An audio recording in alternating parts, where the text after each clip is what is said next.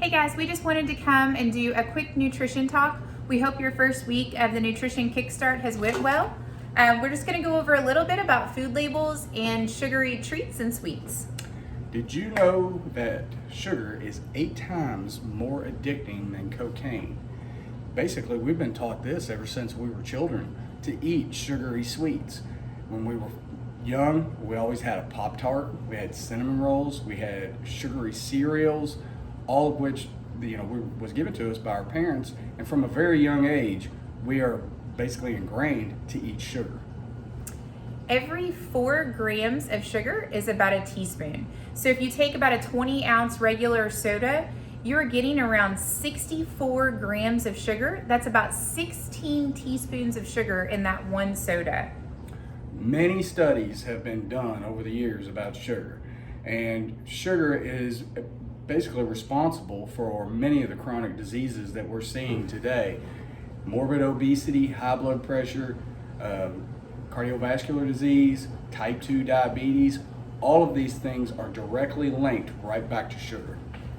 So the best way to monitor it and to know how much sugar that we're consuming each day is reading our food labels.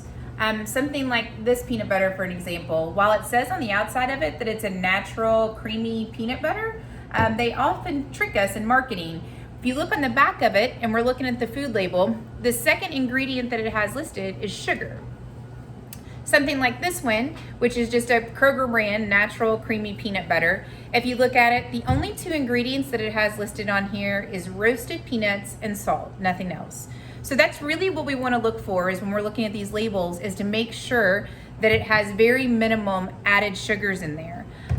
For our females, you want to get about 25 grams or less of added sugar. And for our males, we're looking at about 36 grams or less of added sugar. Another good example of this one is like a yogurt. And oftentimes we grab these thinking that we're getting something healthy in there. This yogurt, for an example, it has 20 grams of sugar in it. So just make sure that when you're grabbing this stuff that you're really reading the back of it and getting an idea of how much added sugar in that is in that. You have to be aware of when you're looking at sugar labels or you're looking at ingredient lists and stuff inside of on the food packaging or the labels. The companies that are out there are sneaky. They try to put and hide sugar inside of their ingredients so that it's kind of fooling you a little bit into thinking that, hey, I'm not getting all this added sugar because it's not in the ingredient list. There's no sugar added into the ingredient list, but it comes in many different forms. Like Craig was saying earlier with the Pop-Tarts on there, 2 pastries of Pop-Tarts has 29 grams of added sugar. And a lot of times on the marketing with this, they'll have on there that you're eating whole grain. Really make sure that you're reading the back of that. Another good one is like barbecue sauce. For 1 teaspoon of most barbecue sauce, you're gonna have about 6 grams of sugar in it. This one is one that we use often, and it's a sugar-free barbecue sauce. It doesn't have any type of added sugar in there. It has about 2 carbs and about 10 calories in there for 2 tablespoons.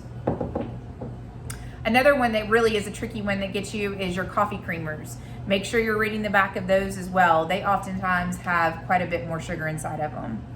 Yeah, so there's different things that we can look at instead of it when we're in the kitchen. Instead of adding sugar into stuff, there are alternatives in the kitchen. You can use some cinnamon. That often has cinnamon will hit the same taste buds of sugar, so you can put some cinnamon inside your coffee. You can also use some shredded coconut, something that's a little bit on the, we want to get the unsweetened shredded coconut. We can use applesauce in our baking, any type of fruit puree. One of the things when I was talking about a second ago, when I'm talking about them companies being sneaky, a lot of times when we see on there on those food labels, it says sugar. So, but what we also may see on there is things like high fructose corn syrup or agave nectar or sucrose. Anything like that, it is processed sugar, and they're just hiding it inside of stuff. If it says on the label 50% less sugar, doesn't mean that that may not have less sugar. It just has 50% less sugar than the normal brand of it, which could have a ton of sugar in it, and 50% less sugar is still a ton of sugar. Yep. So if you're looking for some good healthy treats, I know there's a lot of stuff on the HSN website. We've sent everyone that link.